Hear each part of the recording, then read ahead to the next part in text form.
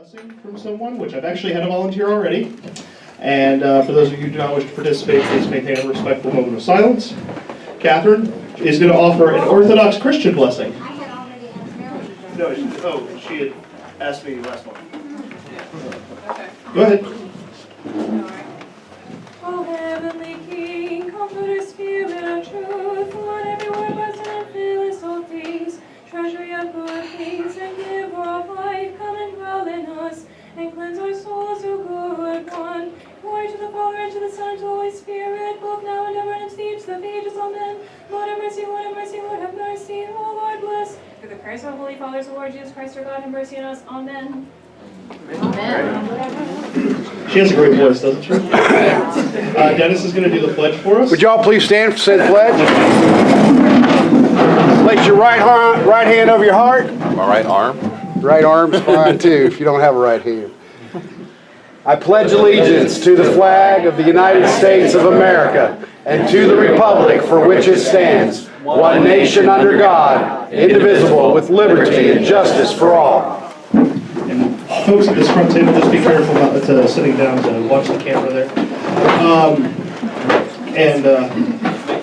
Our Steve, former representative, if you're here next month, I will let you have it. All right.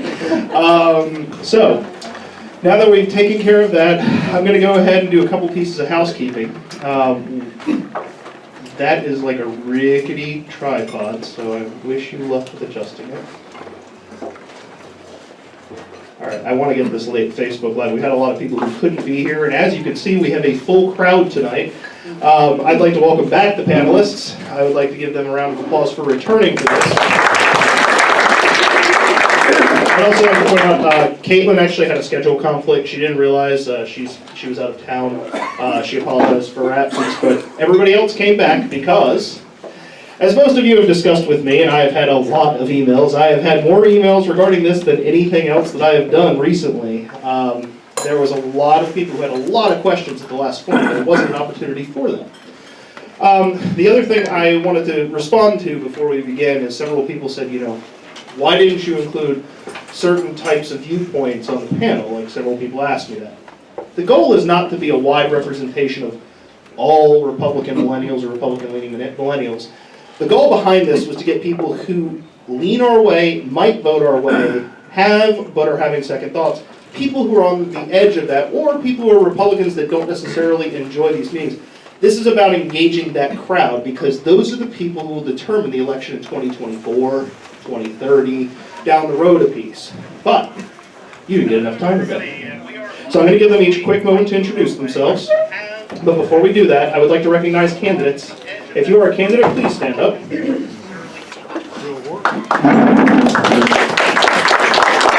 the last time we were here, one of our panelists became a candidate. Marilyn, I'd like to give you a couple moments to say something to the crowd. And then EJ? Yeah, sorry. Yeah. Thank you very much, and I'm back.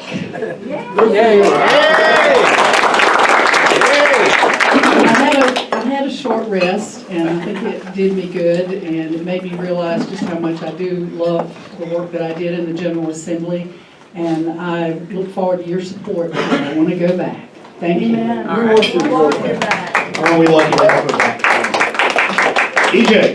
How's everyone doing tonight? Good. Yeah. All right, guys. You've dealt with me for years. You know how it is. How's everyone doing tonight? There we go. My name is Emmanuel Wilder. I'm running in House District 41. So excited to take the fight to Gail Adcock and bring some young, smart leadership to the General Assembly this year. So I'll be hanging around all night. If you have more questions, free to take those questions after the panel. Back to you. Yeah. And our representative, Chris Malone, please stand up. Hey everybody. All right. Glad to be here. Glad to see we got a big room. Glad Marilyn's back and swinging away. And DJ, I'm glad that everybody's in. Keep us all really busy this year. We got a lot of work to do, and I'm really excited at the prospect of going toe-to-toe with a guy I beat last time. We got a lot of work ahead of us. We got to do better than we did last year, despite the fact we beat them by 6 points. I'd like to beat them by 10. But with your help, we'll do that, and I thank you. Thank you. Thank you for all your hard work. And Catherine, one of our panelists is now a candidate for the North Carolina House. My name is Catherine Whiteford. I'm running for District 34 and trying to make Rear Martin square. Hopefully I'll win this thing. All right. And I will gladly take your donations. Every dollar that these candidates get is a dollar that they can use to fight the left. And remember, in districts like Catherine's, that for every dollar that Greer Martin spends trying to beat her, it's a dollar that can't go to hurt Marilyn or Chris. And you guys need to remember that. Now, I'm going to go ahead and dovetail that. Catherine, go ahead and continue your introduction of yourself, and I'm going to try and get this over to you.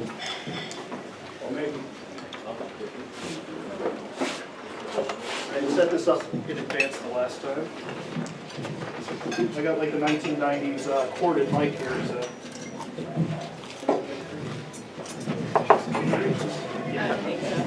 That ain't all that's wrong with the 90s. Just saying. Okay. So you already know my name. I'm also the National Committee Woman for the Young Republicans in our state as well. And I am a registered Republican and also an Orthodox Christian. So that's what you just heard as far as the invocation. So. Oh, and I'm also 21. Hey guys, I'm Kayla Saunders. I am 28 years old, making me again probably the oldest person on the panel. I work for Marcy's Law for North Carolina, and I'm a registered independent or unaffiliated in the state of North Carolina. Yes. Hey everybody, Logan Martin, 25 years old. I'm the Wake County Young Republican president, former Republican, now registered unaffiliated, and I'm a lobbyist by trade. My name is Christina Williams. I'm 27. I'm a Raleigh native. I study political science at Meredith, and I am currently in real estate. I'm also a registered Republican and have been since the first time I could register. All right, so I have nothing more that I'm going to add. I would like to take the first question from someone in the audience. Let's keep it intellectual, folks. All right, who would like to offer the first question for the panel? And if you have a specific question for a specific panelist, that's fine. If you'd like all of the panelists to respond to something, that's fine as well, just specify. I'm going to ask you guys, try and keep your answers to a minute or two, just so we can give everybody an opportunity. Yes, in the back. I'll just start it off with an aggregate 30,000 foot.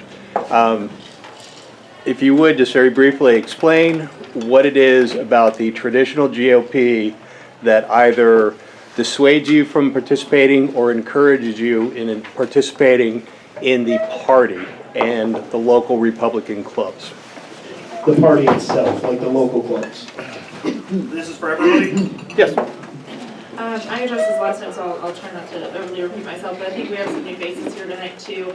I would like to applaud all the new people who have come in tonight. Thank you so much. I have been to quite a few of the Republican groups. I've been to a few of the Libertarian groups. I've been to a few county meetings. And the biggest thing that I think dissuaded me, well, I'll use my accolade from District 2's last convention. I was very taken aback and very disturbed by the keynote speaker referring to homosexuals as the perverted ones during a prayer. That level of distaste is what has made attending certain events difficult for me. And it's not just the one person saying something, it's that the rest of the group seems quiet. That I don't see a lot of other people standing out against that or against it in my journeys and in my travels. I would probably echo a lot of Christine's sentiments. I guess the 30,000 foot view would be just the social issues in general, and not say that there's a lot of people in this room that are very much moderate or welcoming and so forth. But I think there are some that in the local party and in the state party that have been very adamant on their stances on social issues and have dissuaded myself from being involved, and felt like if I had a different view than they did, that I wasn't welcome in the party, whether that was local or state or regional, whatever. But a lot of things that kind of drew me more towards the party is the fiscal beliefs. physical conservatism is very strong in my belief. Just the views on liberty and the ability to kind of have personal choice. Those are some of the issues that really draw me more towards the right than the left. I agree, and I do think that right now the Republican Party should have a bigger tent. And I don't think, like one of the issues last time that we were talking about, I know that a couple people in the audience were upset because they felt as if they were being referred to or singled out, and I actually don't. If I did that, I apologize. It's a general perception of people being silent about their own opinions and kind of nodding along. And that's something that, you know, if we show up and we see people just going along with things that are distasteful and offensive to other people, your tent isn't that big. And the Democratic Party is kind of doing their own terrible job of alienating anyone who supports free speech and individual liberty. So I think that there's a good opportunity to be more inclusive of people, whether you agree with them or not. You know, I have socially conservative and very socially liberal friends, so I think it's just a matter of having intellectual discussions, being willing to engage in them, and not just, we all make jokes about it, but, you know, just red meat lines, I think, aren't quite as appealing to younger people. All right, I mean, so some of the things that I'm going to say is similar to what I said last time. But I do think that, because I'm from Texas, so I was involved in the Texas GOP, Harris County GOP. And over there, I felt like they were more inclusive as far as people that were gay, since they allowed the Log Cabin Republican chairman of Houston to speak. And also allowing anyone who wanted to give a prayer, give a prayer. We had Muslim precinct chairs, Jewish people, and I felt like it was a lot more inclusive. I don't really see that so much here, but maybe that's also because the demographic is different. But I also think that it's kind of sad that we don't have a Log Cabin Republican, since there is a gay community that are Republican that I have met. But that's pretty much what I'll actually interject something there. The other group that I run, it's a little ways off, but in May, the other group I run, the Triangle Urban Republican Network, I'm actually going to be hosting a LGBT Republicans event. And we're actually bringing in some people we're bringing at least one person from out of state in that are very, very like hardcore Republicans. We're talking hardcore, but they're going to come and talk. And we also have some people that are interested in actually forming one, so maybe we'll get that. You want to add something? Yeah, sorry, being the first, it kind of occurred to me as we went through. The other thing I wanted to say that I didn't get to say last time about why I've had difficulty engaging with the Republican Party is that I always have wanted to run for office. Studying political science, it's always been a passion of mine. However, I identify as being agnostic. And I've always felt like that would be a hindrance with any sort of success in the Republican Party or any success as a candidate. And largely the majority of Republicans that I've spoken with that are pretty involved in the party, when I kind of present that to them, seem to agree. So that's a large part of what's kind of just kept me out, is I don't think I would be welcomed as a candidate given my religious beliefs. All right, we have another question from the audience. Marilyn? I wasn't at your first forum, so I'm really interested, and I apologize. Would you stand up and maybe everybody can hear? I wasn't at the first forum, and I hope I'm not plowing plowed ground, but I'm curious to know what sparked your interest. What was it that made you take a look at your age at politics? And I'll explain why I'm interested in that. My interest in politics didn't blossom until I was in my 30s and my kids started school and the government was starting to tell me what was going to happen with my tax dollars, and I was watching what was happening in my kids' classrooms. So I'm really interested in what your spark was that got you at such a young age to jump in at this particular endeavor. That is a great question, and it was not asked at the first time. So, I feel like my parents were very political growing up. It was very commonplace for us to have a conversation at the dinner table about something going on in politics or in the news. I think I recognized at a pretty young age that I just enjoyed civics in high school. I enjoyed those courses. I enjoyed exploring viewpoints from other people and where they came from. I've always enjoyed debate and law. So it started at a pretty young age, but I think it probably all comes back to my parents engaging in those conversations. I would also echo that. So I spent most of my life growing up with my parents. over the dinner table, we would watch all different types of news, Fox, MSNBC, CNN, and we would kind of get those viewpoints of different areas and talk about, as a family, what we thought about, XYZ issue. It's actually kind of interesting because neither one of my parents were able to vote until this actual past presidential election. So I was the first person to really get politically involved. But I would say, for me, what really sparked getting involved, and even more so getting into more of a right-leaning mindset, was the first time I got a paycheck. I looked at that and I saw how much I made and how much I got. And for me, I was immediately pissed off. And 18 years old, you're not really happy when people take your money. But it really kind of sparked that little thought that the government is too involved in my life, too involved in what I'm doing, and it just kind of grew from there. Professors, people in my life that really encouraged that. So my story is actually a little bit different because I grew up in the Rust Belt in Ohio in a mostly apolitical environment. When I was 18 years old in 2008, I registered as a Democrat and voted for Obama. And I was very politically uninformed. So I think a lot of, seeing basically how disappointing he was and also losing lots of money and that sort of thing, and paychecks, kind of pushed me not exactly towards the right, but I knew that I didn't like authority in any sense whatsoever. I had a friend who was a libertarian, and we started getting into different political arguments, and I realized how uninformed I was. And even though I didn't agree with her, that has kind of continued as I really enjoy getting into philosophical discussions with people. And over the course of having a lot of friends who are involved in politics, I wanted to be able to keep up. So I started listening to everything that I possibly could, and it's made me very interested until right now. So I grew up listening to my dad listening to Rush Limbaugh on the radio, and so my dad is super into just like Drudge Report and like be all about that stuff, and he's a pastor. So I kind of grew up listening to that kind of thing, but I never really got involved until I was 18 and got involved in my precinct meeting, and it was during the primary.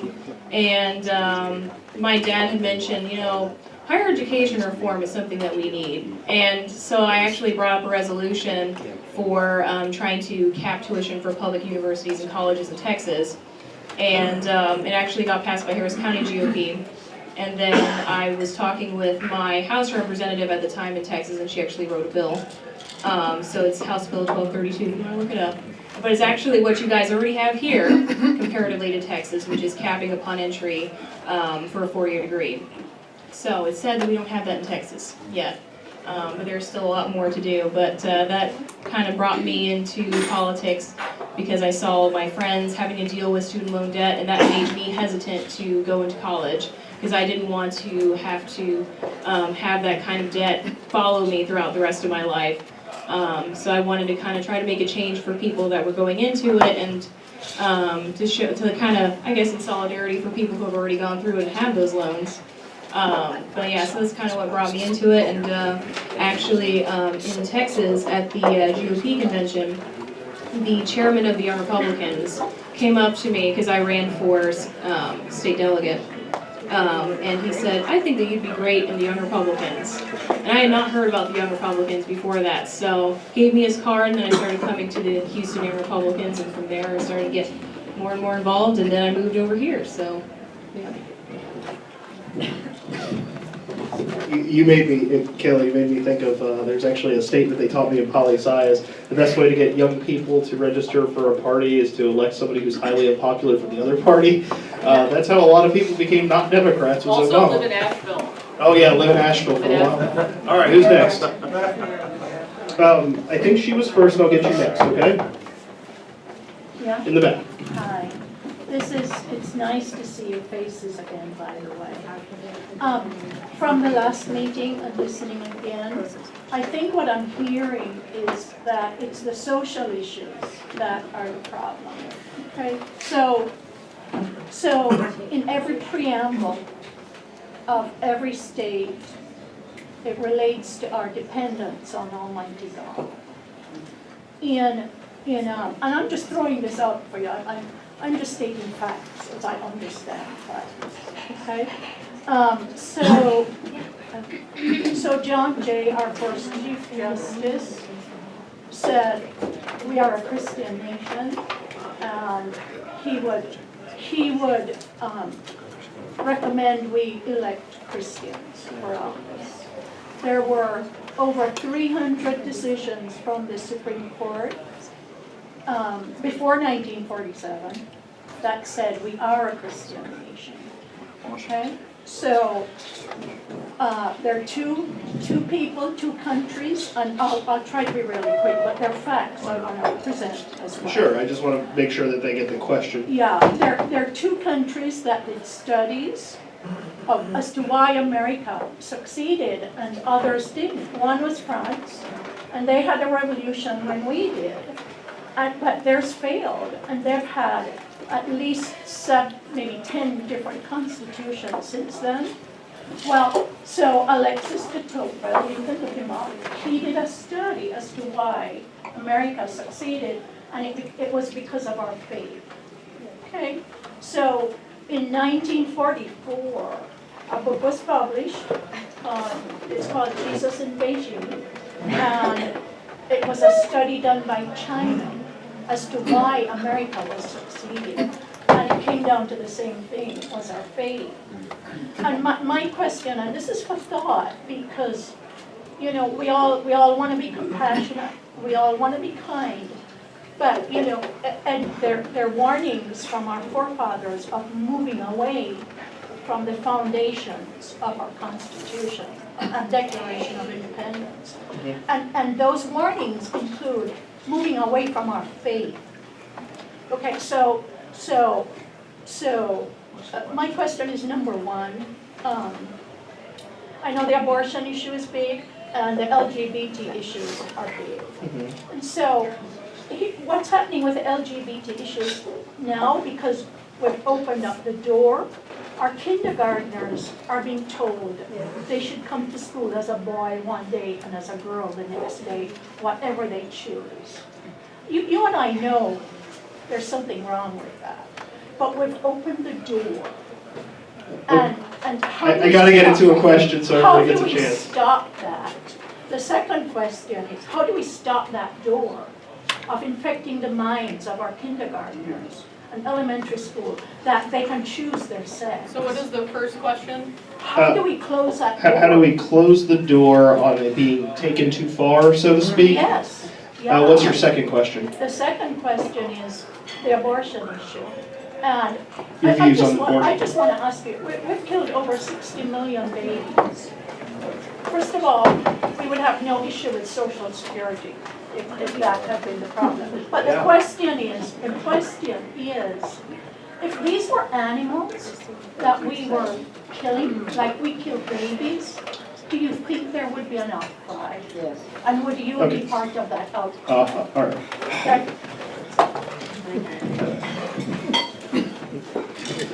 So I'll start with the first portion of what you were speaking about, which is our founding fathers and their religion. Many of our founding fathers were not identified as being Christian, and largely. Me too. And largely. Thomas Jefferson, John Adams, James Madison, Thomas Paine.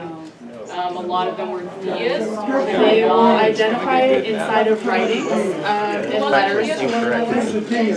Yes. So they were deists. They were atheists, but they were not atheists, but they're not.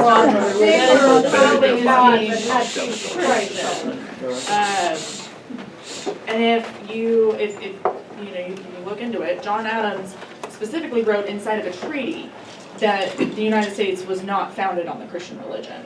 Whether or not that's what all founding fathers thought as they were sitting there writing the Constitution is hard to tell. We don't know exactly what was going through each one of their minds. However, there is a strong stipulation inside of the Constitution that there is a separation of church and state. No. And that laws, yes. No. Okay. And that laws that our laws should not be originated from religion. Oh, okay. So She asked a question specific to us and our understanding. So that's what I'm answering for you tonight. You've also spoken about the Supreme Court and their decisions and how they were relevant in the 40s and how you felt like they were strong towards religion. The Supreme Court has decided that abortion is legal until viability. So that same Supreme Court, that same, different people, but obviously that same body has made this specific decision. So my understanding of how we should be interpreting the Supreme Court is that that is their interpretation of the Constitution. So viability is a moving target. And I've said this a few times about the Republican Party, about multiple parties, people who don't agree with abortion, and that spans all the way to the Libertarian Party sometimes too. It's not just the Republican Party. Is that there should be a stronger push to move the needle on viability, because that's the law that we're dealing with, is viability. And I haven't seen a huge movement. I think there was one kind of recently to move that needle, but there hasn't been a huge push to move the needle on viability. And if we as a community want abortion to be outlawed, we have to work within the confines of the law, which is to move that needle on viability. I think the other part of the question is, how do we protect children? I mean, I don't even know if I have an answer for that. I don't think it's appropriate for kindergarteners and children who haven't gone through puberty to be having gender reassignment surgery. I think on a biological health level, that's wrong.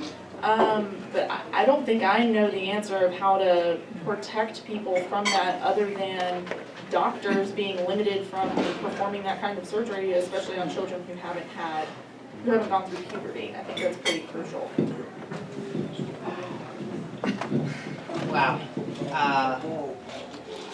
So I guess the first issue, Christianity, I guess the concept of Christianity being involved and needing to be of the Christian faith to be, I guess, in office or be involved in government. I would say I have a lot of conflict with that. Not necessarily that I disagree with it, but that I think it opens up a lot more questions for me. What does that mean to be of the Christian faith? Baptist, Methodist, Presbyterian, Lutheran, Mormon. Are we going to limit Catholics or those of the Jewish faith from running for office? And truthfully, I think 10 years ago we didn't have this discussion. Prior to 9/11, we would never have a discussion about your religion and running for office.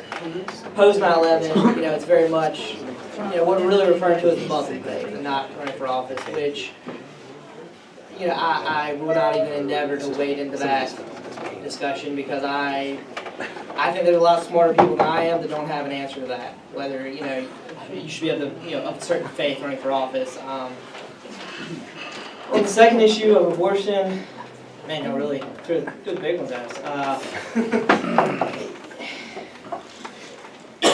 I think I have internal conflict on the issue in itself.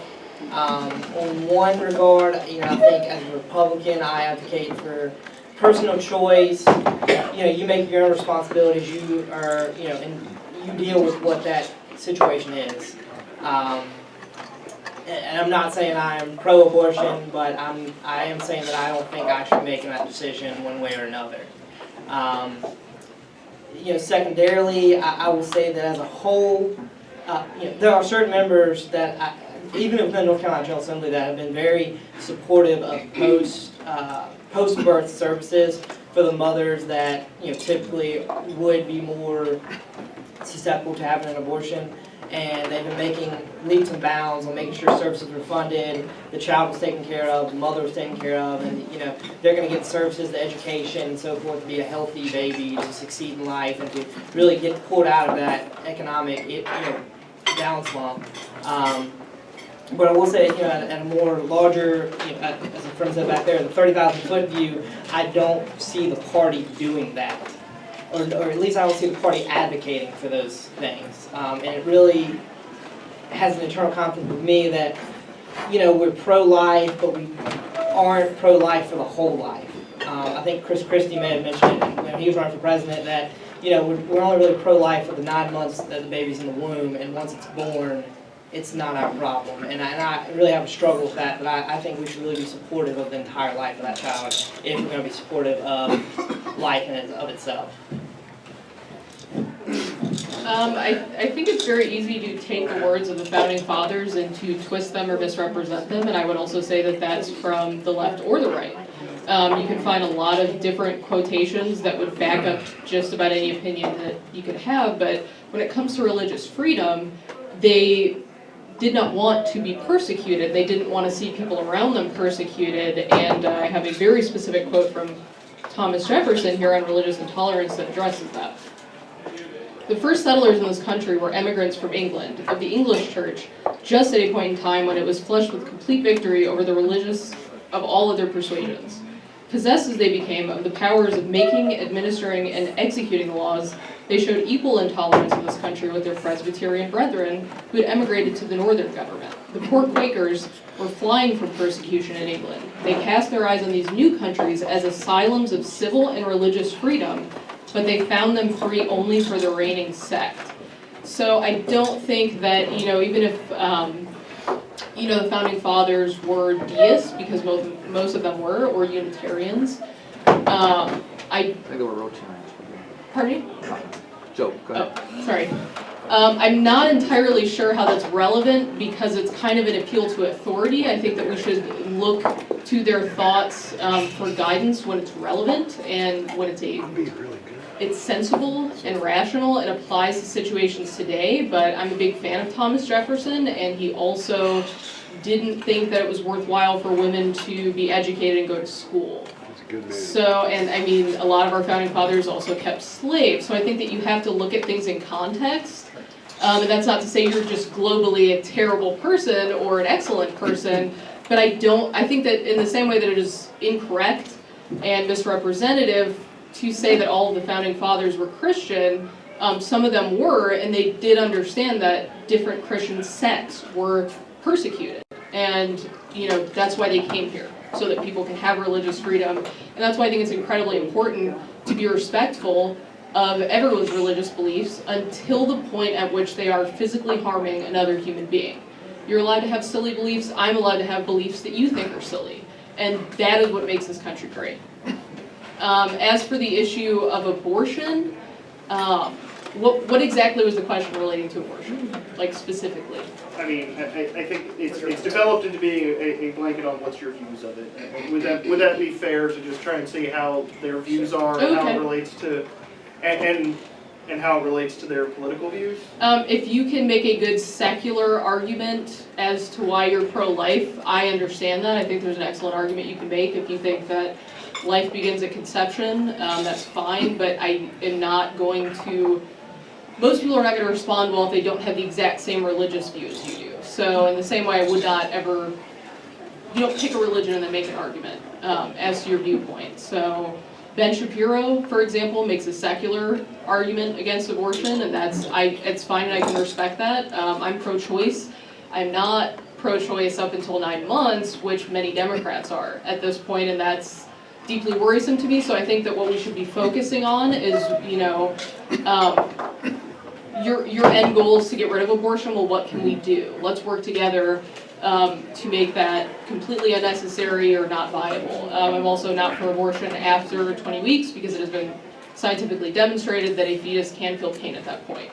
So you may not like my views, they may not be in line with yours, but in terms of legislation, I would actually be supportive of some of the legislation you're pushing for. So again, I think it needs to be a bigger tent, and you have to be respectful of people that you don't agree with who have the same end goal as you do. I want Catherine to weigh in, and then I've got a question over here and over there. Okay. So, I mean, for me, I think that, we kind of need to take a step from the Democrats in which they make incremental change. We're not going to immediately get abortion banned. That's not going to happen. So the easiest way to do it would be in increments, which they were proposing a little while ago, the 20-week ban, which is already being done in a lot of European countries. So I think that if we made that step in that direction, there's the possibility of potentially going further down and banning it altogether. Whether or not, personally, I don't believe in abortion, but at the same time, I feel like it's not my concern what someone else will do, but I don't necessarily believe after 20 weeks. But my own opinion, I don't really think matters that much.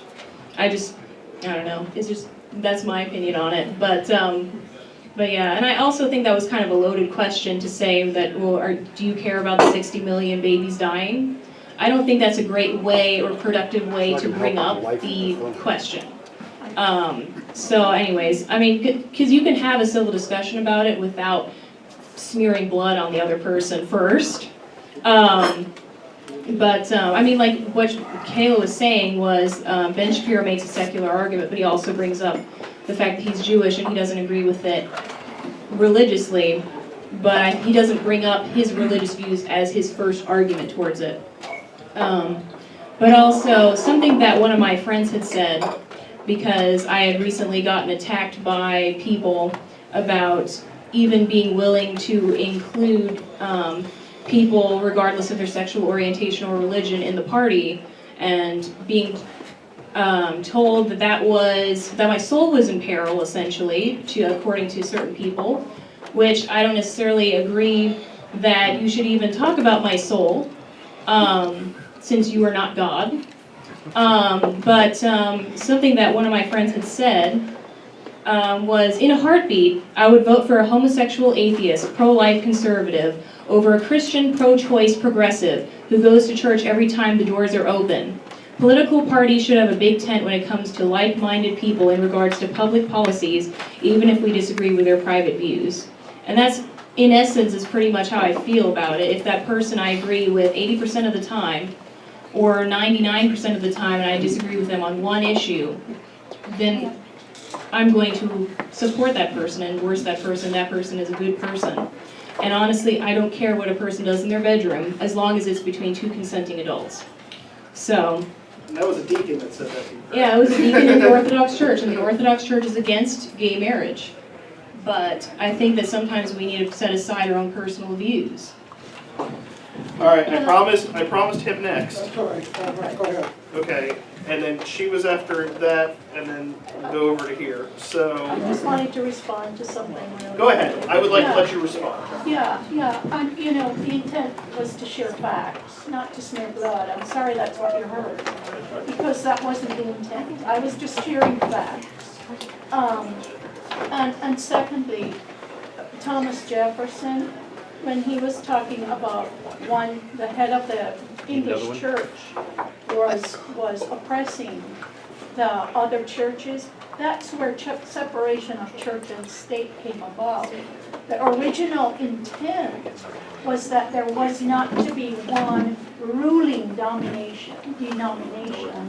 That's what separation of church and state. So my question for you would be, would you choose to persecute people who are not religious? No, absolutely not. Okay. That was I'm going to jump in. I have to moderate. This is, okay, now I think that this sort of stuff, it gets tense, but I think this right here is important, because here's the Yeah, thing. absolutely. It gave the opportunity for you to explain why you hold those views, but Kayla, you responded by No, I saying also have something. another quote. Okay. I have another quote, I'm sorry. It's important to put these things in context, so. And I also have Well, there will something be to say. plenty of opportunity. I want to get to the next question. Okay. I want to make sure this stays fair for everybody, so you had a question in the back. Yeah, so I went ahead and wrote this down so you see me look at my phone. As young voters, do you feel like your views are being respected by candidates and individuals in the government? If so, that's awesome. If not, how do we change people's perception of our generation and that our opinion matters? Since we are the next generation to run our country and we get a vote just like everybody else in this room. So.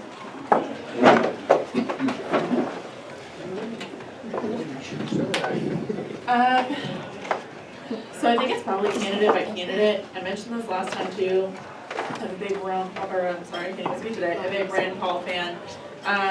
He does a pretty good job of addressing a lot of what we've mentioned tonight in a fair way. Like I've said it last time on his abortion views. He has come out and said, I don't agree for this for me and my family, but I'm respectful of the laws that we have in place, things of that nature.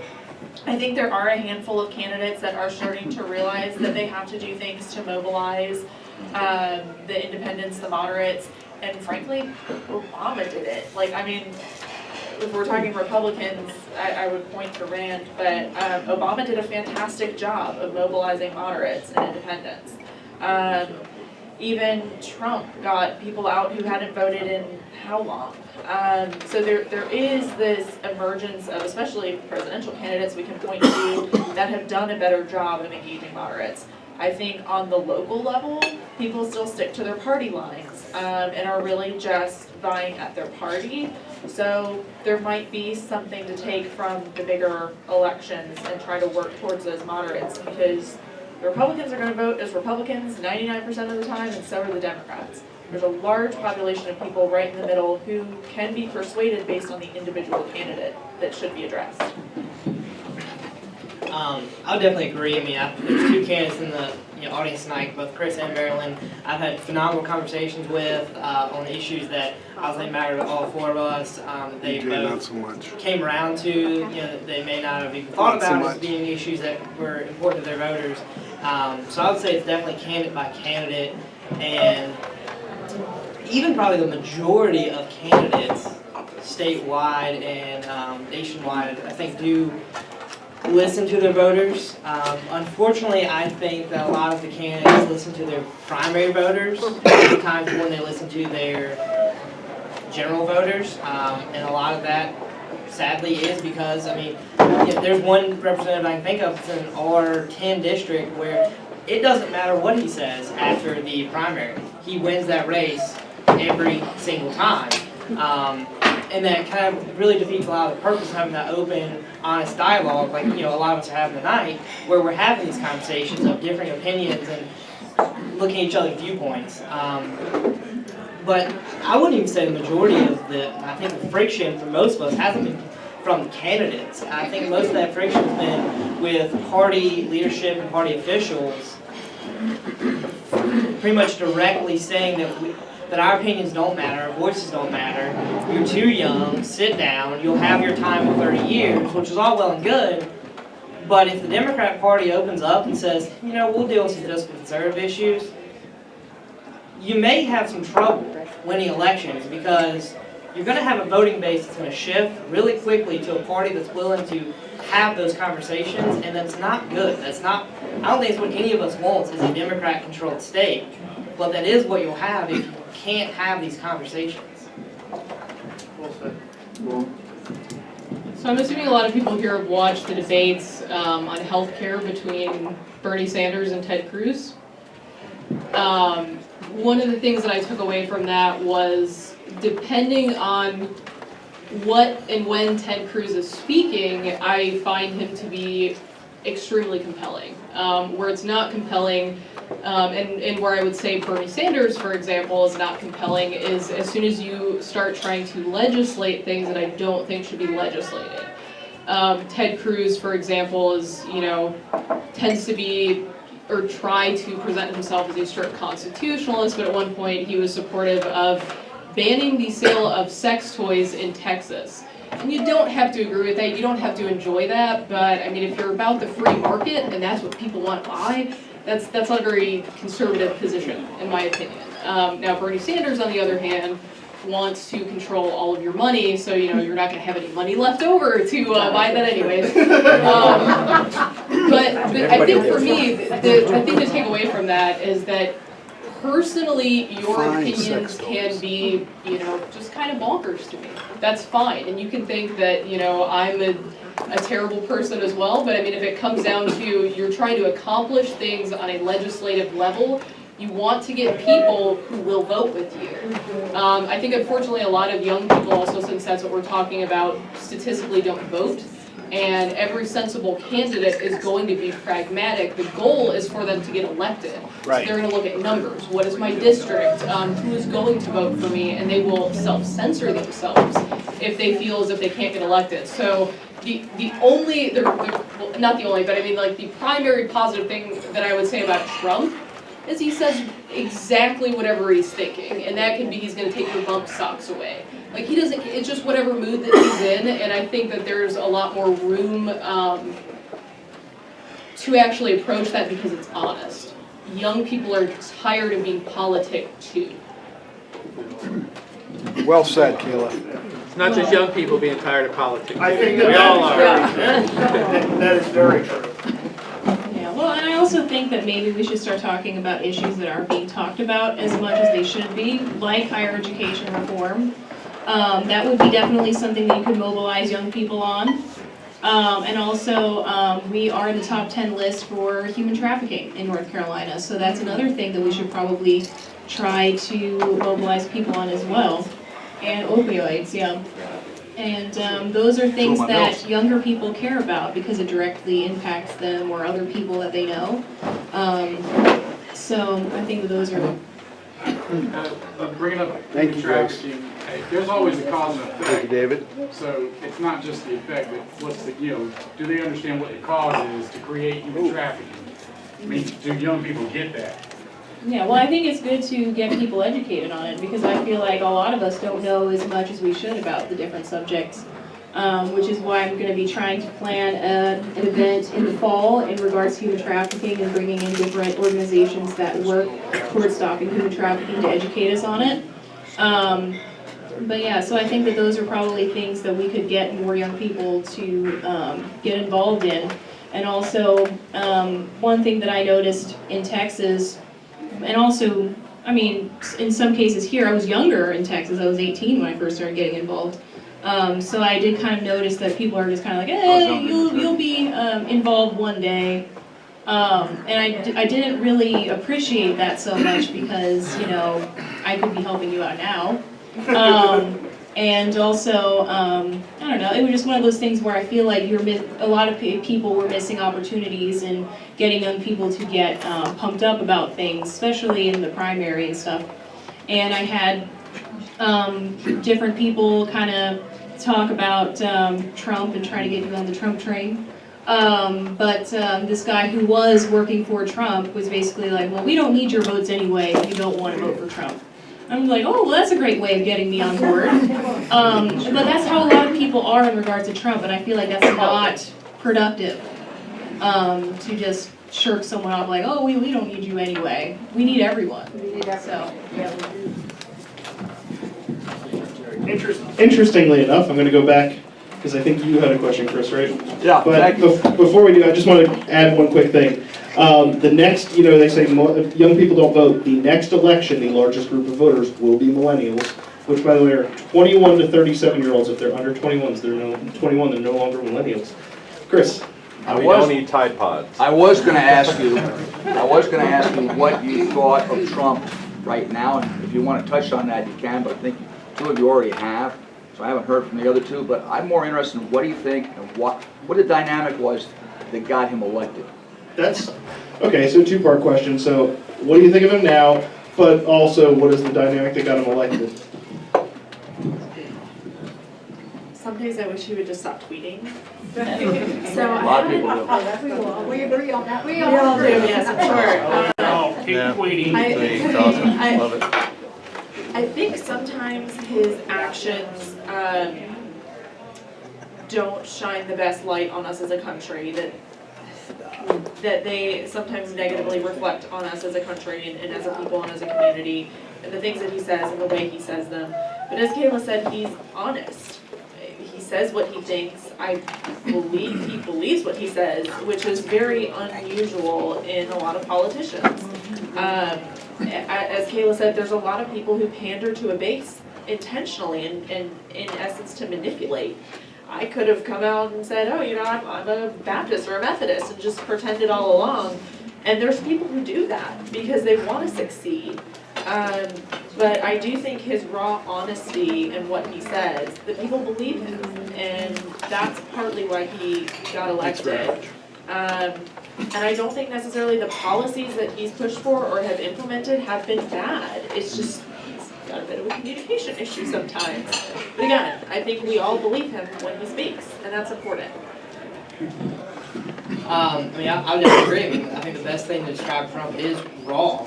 What he tweets is what he's thinking, and that's something that I don't think America's had in a long time. I mean, I don't think North Carolina's had that in a long time. You have someone who doesn't care one way or another what the polls say, doesn't care what his staff says. He's going to say exactly what's on his mind, and that's refreshing. I mean, I think even people who disagree with him think that's very refreshing. I voted for Trump. I think both my parents voted for Trump. My roommate voted for Trump, and yeah, I haven't been disappointed. A lot of the policies he's implemented have been pretty solid, particularly around the economic issues. And I just think the big major issue is maybe we should hand his phone to someone else and allow him to stop tweeting occasionally. But you asked about the dynamic that got Trump elected. I really do think that some of the people, or even a large swath of people that voted for President Trump, were forgotten for a long time from both parties. I think these would be what you would call blue dog Democrats in North Carolina. I'm not sure what they're called in other states, but people in rural areas that had manufacturing jobs, working class people that may have been laid off, for a long time, may have dealt with the economic downturns. They're not your urban individuals that have a different mindset, but these are the people that both sides have forgotten for a long time, and Trump kind of tapped into that and really said, look, let's make America great again. We can do this as a whole, and people believed him, and I think they still believe him.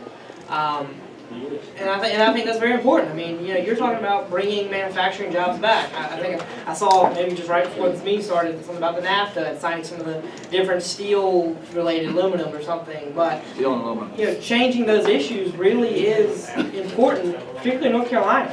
I mean, we got hit very hard during NAFTA, and if you're talking about bringing jobs back here, I don't think anyone's going to vote against jobs. There's no one in their right mind that They did for 8 years. Did you guys want to answer as well, or? So do you want to maybe add something about what you think got him elected, since you have to tell you? Well, I think honestly more so, the thing about Obama is that he was a cult of personality and he was an intellectual. Very persuasive, he's very likable, but did his policies end up resulting in things that affected me positively? No. I'm just being quite honest, I think Trump is kind of a buffoon in his personal life. And he does some things that are kind of silly, but I also think that because he's an outsider and because he's not politicking and he's very off the cuff, he's a lot more transparent. He's the kind of guy that you can have a conversation with, and you could probably you endear him over to your side about something. I think that people like transparency. It doesn't have to be Trump. It's less important than it is. But I think that just looking at policy again, there's a lot of hysteria on both sides in terms of people, think that Trump is Hitler. I think that's silly, and that emboldens a lot of people to enjoy him a lot more, because it's like after, being told that you're a racist, sexist, bigoted, homophobe all the time, you're like, well, you know what, I guess I am.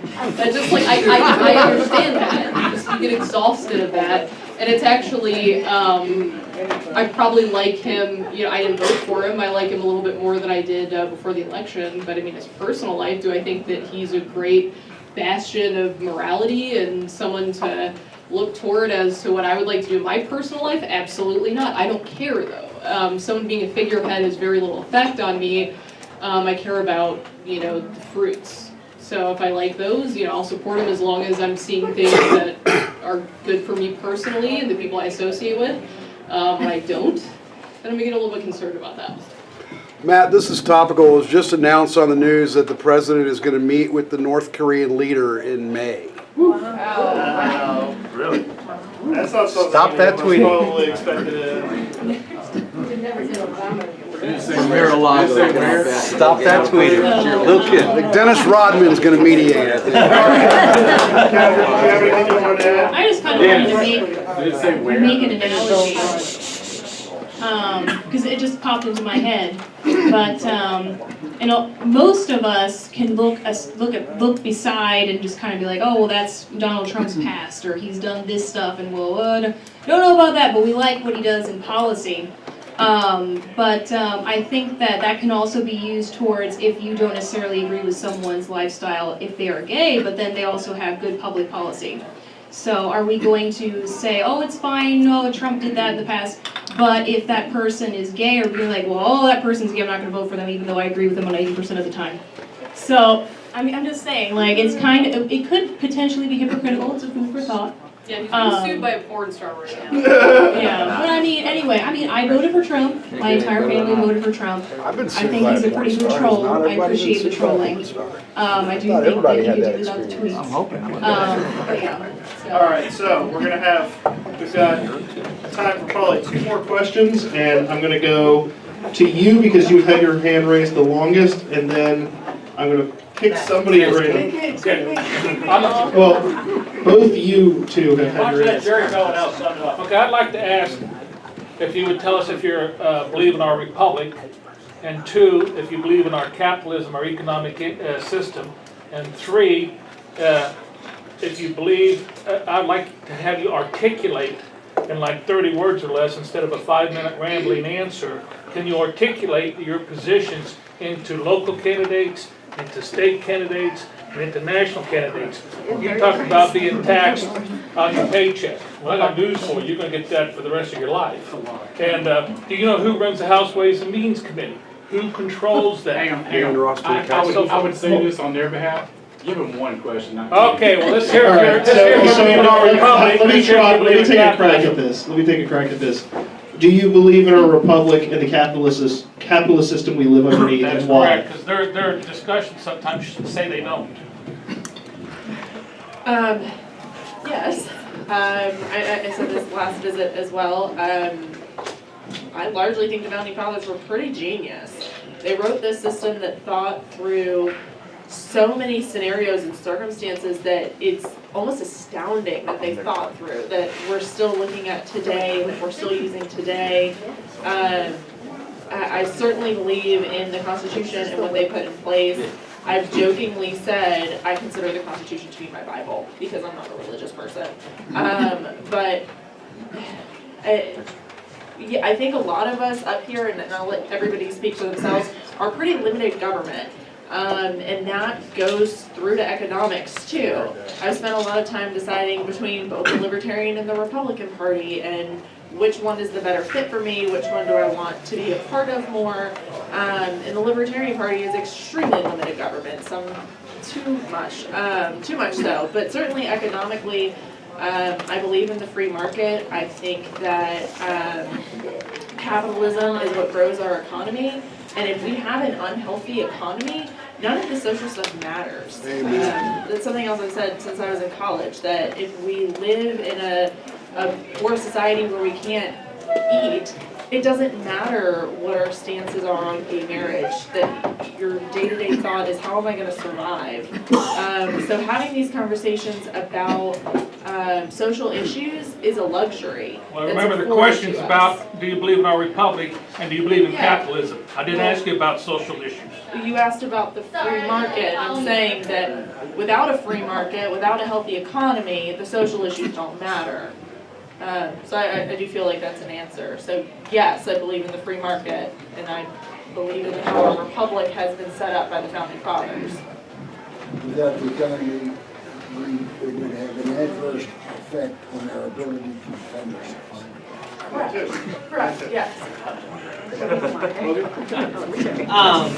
Absolutely. I believe in the republic. I believe in capitalism. I am very much free market, and I think Kayla made a great example of the sex toys being sold and telling people what they can and cannot sell, or what price, or you can't buy that or whatever. Frankly, I just think that's bullshit. I mean, you should be able to buy and sell whatever you want for whatever price that the market will allow it. Unfortunately, I don't think a lot of times people are free market as much as they should be. It's a nice idea until you disagree with what's being sold, or the price it's being sold at, or where we're buying it from, or et cetera and so forth. If we're truly free market, then unfortunately, NAFTA wouldn't just be NAFTA. We'd have free trade with every country in the world. I mean, there'd be no such thing as a tariff and a tax on goods coming in and out of this country. It'd just be whoever can buy and sell and produce it at the lowest cost is who wins. And unfortunately, I mean, that has consequences that I think a lot of us have to also deal with, the loss of jobs of our friends, our families, our neighbors. I don't think the free market is always as forgiving as what we would like it to be, which is very unfortunate. But yeah, and I'd also like to touch on the last question, do we know who the House Ways and Means person is? Frankly, I think that's a very condescending question that really kind of harkens back to my belief that a lot of people in the party don't invite younger individuals into the party. To be honest, it doesn't matter who's in charge of that committee because most of the state legislation is what matters to the day-to-day operations of everyone's life that's here in this room today. And the person that chairs the committee can be there today and gone tomorrow. Elections matter, and that type of attitude is exactly what causes someone to go and vote for the opponent of someone. And frankly, if I lived in the district of the person that was the chair of that committee, come election day this November, I'd vote against them because, if you don't want my vote, fine. But if you want me in your party, then you have to be accepting, you have to be welcoming, you have to listen to us. I would say that in terms of capitalism, I think capitalism works, and that's why I would believe in it, but that's only because it pragmatically seems to be the economic system that best reflects human nature. People are inherently self-interested and greedy, if not for themselves, for their families. You want your family and friends to have the best, the nicest things, so I don't think that any kind of socialism or communism works on a large scale, and you also have too many examples of that. We don't have a purely capitalistic system. I am not necessarily thinking that that's the best idea, because I do think that we do need some social safety net, but at the same time, there are certain ways that our government works right now economically that I don't agree with. There is a little bit, there are several things that I disagree with. But in terms of whether I believe in our republic, I do, because the entire idea is that if we had a direct democracy, then we would have tyranny of the majority. And as someone who is a minority of a religious persuasion, basically, I would not want to see that happen for myself or for Catherine, who's an Orthodox Christian. So I do think that, we are a republic, so we are trying to protect individual rights and individual liberties and not liberties of groups. Here, here. I agree with most everything that everyone said, and to give a short answer, yes, I agree with capitalism and the free market and a republic. But also, my mom and her family are from communist China, and so have lived under a communist regime, and know what it's like to not have free market capitalism. So firsthand, or I guess secondhand, I know that that is not the way that things actually can work, and people to be actually free. And over there, they actually have like the one-child policy, which I think all of us can all disagree with. But yeah, so I don't agree with that. I also think that we could implement the free market capitalism in other areas as well, such as universities and colleges, so that the way they have to compete against each other to give the best affordable price, and also economizing on things that they don't need, such as bureaucratic bloat. All right. Well, I've had a lot of people raising their hands for a long time, but Dick, you get the last question. I would like to do as well as you folks did. I want to thank you for coming.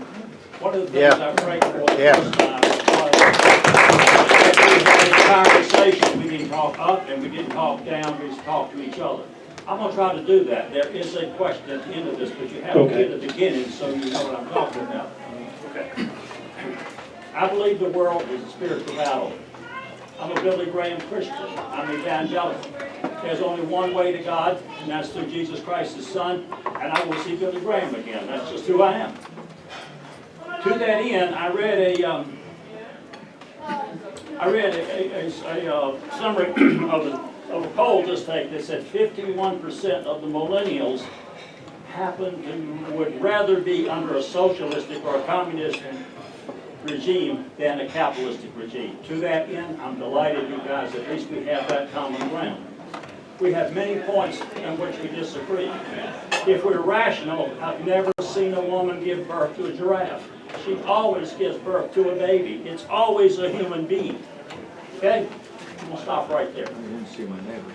There are other things. If you're going to not harm human beings and not oppress human beings, then you got to protect the most vulnerable, the very old and the very young. And I asked the question, you said Europe was getting make advances. How old should a child be before you can abort it? I think in Holland the age is 12 if the defect. You euthanize a child up to 12. 12 weeks. There is a battle between life and death in this world. If you look at the economic system where we agree and we disagree on moral issues that lead to death, what happens when we cease to agree on the political issue, on the economic issues? We're right back where the Democrats are, the socialists, the liberals are. To that end, my heart mourns for some of them, not all of you, some of them. And that's because I think I know something, and I'm getting to the question in just a minute. The other thing you need to know, my brother wanted to kill me many times. On my daughter's 16th birthday, I had 16 young, including her, 16 young ladies out in the backyard having an oyster roast. He promised to come over and feed every one of us. He later shot, he was addicted to drugs and alcohol. He committed suicide with a gun. Put a bullet right there through his head. Broke my heart. I loved my brother. I hated his sickness. I had a homosexual uncle. I loved my brother, my uncle. I hated his homosexuality and his tendencies toward pedophilia to me. I hated it. So I can love an individual and hate the sin. I do understand that. The point you guys gave as good as you said you got, particularly that young lady from West Virginia who said she didn't feel like she could welcome. She wasn't very polite to us either. There's such a thing as data. Data is collected into facts. Facts grow into knowledge, and knowledge passed over time grows into wisdom. Unfortunately, it takes time, just like wine. It mellows over time. It gets better. Even beer has a little bit of age to it. I experiment with both of them myself. Not making it to drink. Okay? My drink and leave. So my point and my question to this is, what have you learned, and how can we have more conversations that you become more respectful of our knowledge and our wisdom? Because you seem to be resisting it. Because I think in many areas you're dead wrong, and we have better answers. I'd like to share it with you on a more casual atmosphere. This is as casual we get almost one-on-one. My question is, how can you change your bit or your program to listen to us? So just to summarize to a kind of a question is, how can you guys work to maybe learn something you don't know from them versus it just also coming from the other direction? Right. You did a good job. Don't tell us to change everything. What are you going to change? Sorry, thinking it through. So I do think a start probably for all of us was to be willing to come back and do this Q&A. We all knew that this was going to be a contentious dialogue, that we were going to get a lot of questions, that we were going to hear a lot of opinions, and I think that, at least for the four of us, that's certainly a start. Doing this panel and being willing to talk about it with all of you and come here and have discussions afterwards, that's a big part of it. I know a lot of us attend many Republican events. I've gone to District 2 conventions. We went to a debate last week, Kayla, Matt, and I, about God and morality, where two people discussed where morals derive from. Are they truly derived from religion? Are they truly derived from a God? Or is there some sort of other derivative? So I think I try to spend a lot of time being as open as I possibly can to hearing other people's opinions. Studying political science was a huge part of that. Oftentimes we were charged with debating the other side's perspective. I do always try to put myself in other people's shoes and think about where they're coming from. But the bottom line is I welcome a conversation with anybody here who would like to have one.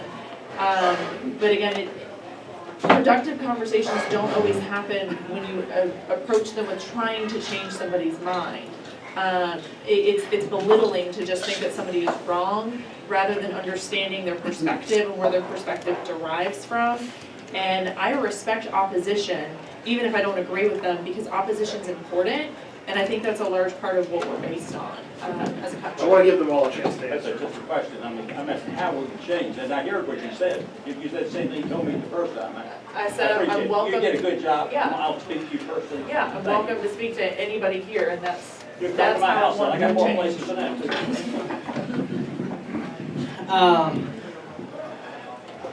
I do want to start off by saying that, you know, you approached me after the first meeting and expressed that you felt that we spoke down to you, and as all the panelists, I do want to say I'm sorry for that.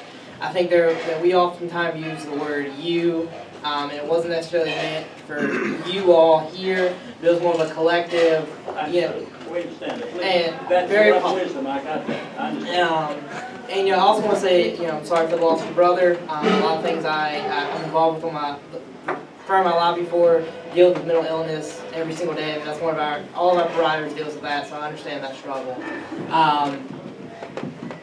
You know, I do want to echo that we all attend things, Republican things all the time, whether it's, you know, these types of events or the county conventions, district conventions, so forth, and I do think there's a lot to be learned. And a lot of you guys have life experiences, learned experiences that, frankly, none of us have. And I do enjoy, you know, me and Dennis actually sit down often and talk about, you know, any number of subjects over a beer. So at any point, you know, I'd love for y'all to call me. I'll sit down with anyone and have any discussion. You know, but I think it's also important to note that it's not always necessarily that we change your opinion or you change ours, but, you know, because obviously all of us are probably going to more than likely vote Republican come November. I think the bigger problem is that, you know, there's a very large unaffiliated population out there that we're not going to be having those one-on-one conversations with. You know, obviously, I guess there's about 50 people in the room. We can't contact almost 1 million voters in Wake County. And frankly, I mean, there's a Libertarian candidate filed for every House seat in Wake County. And that should scare the hell out of everybody in here. Because they're not pulling a lot of votes from Democrats. They're going to pull votes from Republicans.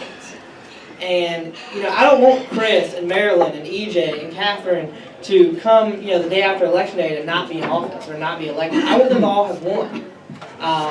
So, yeah, I think it's very important, Kayla mentioned it multiple times, that as a party, we have to become more inclusive, whether it's, you know, whatever word you want to use, inclusive or Big Tent or welcoming or whatever, to having more conversations with people that may not agree with us 100%. I mean, I'm not sure if there's anyone in here I agree with 100%, but I agree with most of you at least 75 to 80%. Okay, maybe EJ. You know, and you know, I think you put up the pictures. I mean, I think I voted for Dan Forrest, I voted for Trump. You know, I think I voted for one Democrat, and that was from a random seat, and that's because they asked me to when they were at the polls. And because the other candidate just hadn't asked me. So, I mean, I think it's very important that we get out there, we do our due diligence as a party to reach those unaffiliated voters and libertarian voters, those young voters, and let them know that there's a place for them in the Republican Party. And that place is, you know, surrounded by economic freedom, personal responsibility, personal choice, liberty, you know, a number of things, a strong military, a strong national economy, you know, whatever. I think it's important that we get that word out there. And right now, it's not really being done, unfortunately, particularly with young voters.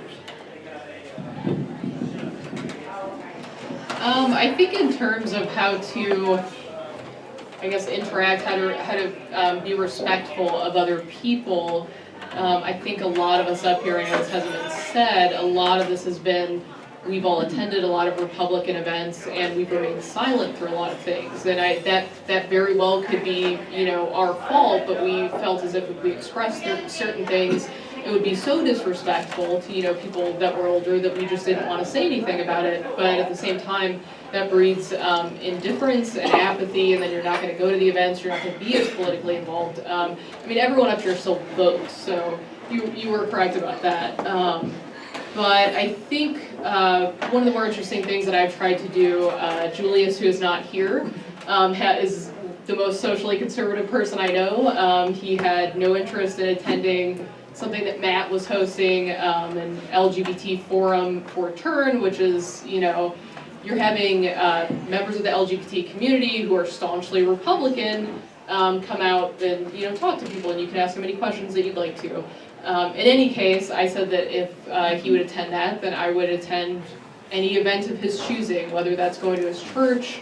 I mean, that's fine. So I think it's just kind of realizing that we can all be civil and respectful and empathetic towards each other, even if we don't agree on certain things. And I actually feel like, from my perspective, you know, I grew up in northeastern Ohio in the Rust Belt, in a very kind of secular, apolitical, mostly Democratic environment. There were no Republicans there. So it was kind of a rude awakening, you know, to move to the South and meet a lot of people, but I have a much better opinion and I would say acceptance of individual people because I put myself in those situations. So I think that it's important for all of us to continue to do that.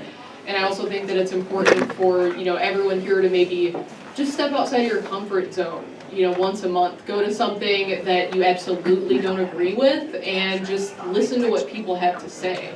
It's very easy to be content in your own opinions and to think that you're right. I personally am never 100% on anything. I'm always open to the possibility that I could be wrong, so I love discussing things with people. You know, I'm wrong about something once a day, and I think that's fantastic. I'm wrong about something once a day, change my mind. So, and kind of piggybacking on what you kind of said, I think that if whomever wants to invite me to an event of their choosing, I would like for them to also go to an event that's possibly like the LGBT forum, and then hear some things that you disagree with. Or my church, if you can come to my church and hear me sing. Which is very nice, by the way. But yeah, but it is very different than anything that you probably have ever been to.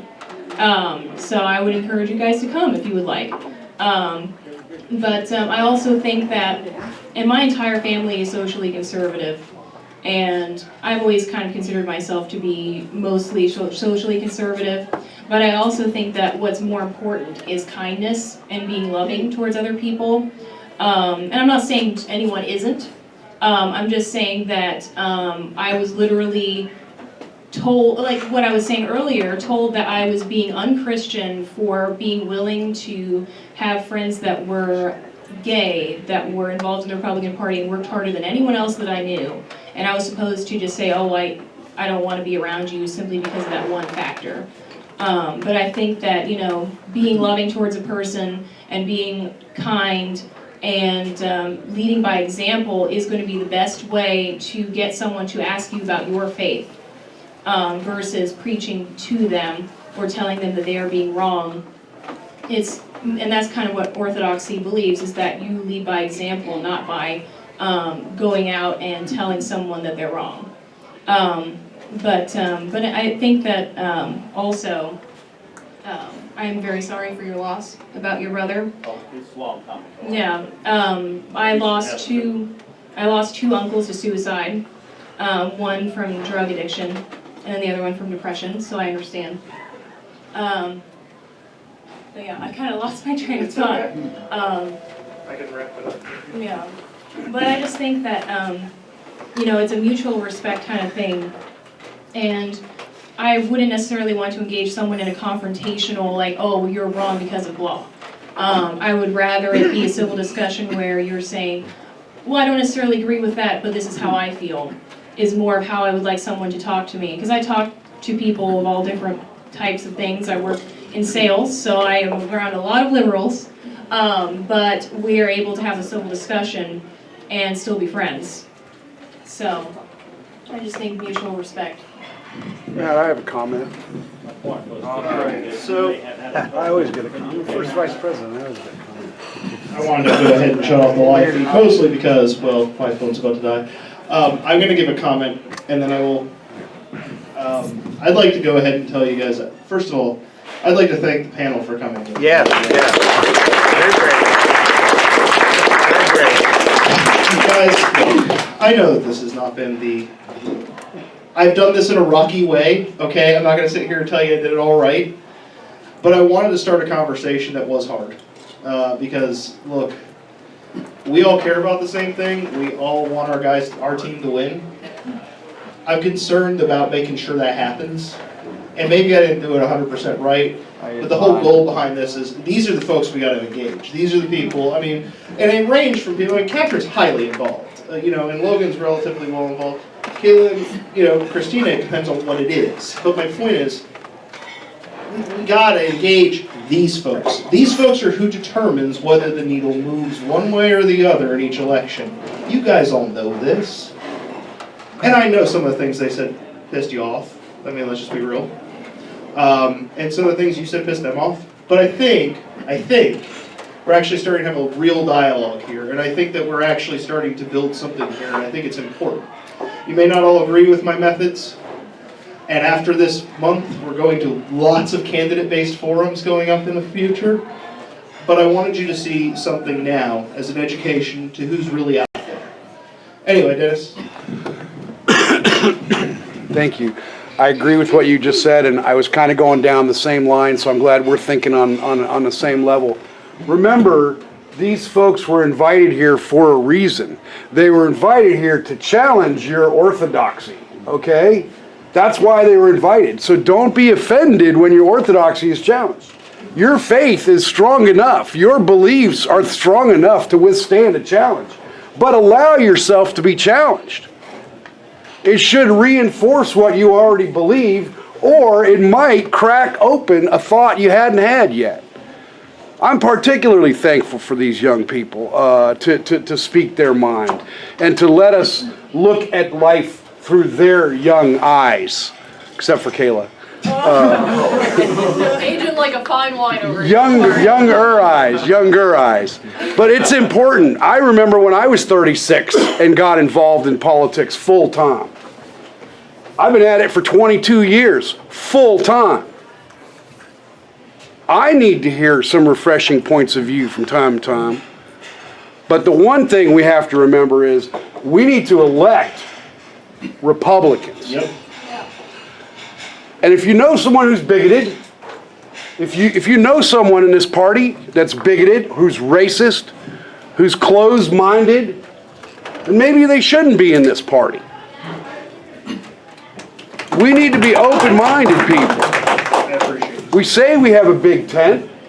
Let's have a big tent. I don't care if you're a lesbian or a gay person or whatever. If you're going to go knock on doors with me, come on. Let's go knock on some doors, because that's how we get Republicans elected. Not in here yippity-yappity eating pizza. Although this is good too. I had wings. Thank you. Yes, so I would like to go ahead and say one last thing. You guys were great. You're all here. Look at this room. This place is packed out. Come on, this is Everybody gets a trophy. You guys are You get a trophy. You get a trophy. all right, so a couple of things. First, we have Raleigh Republican Club t-shirts on the way.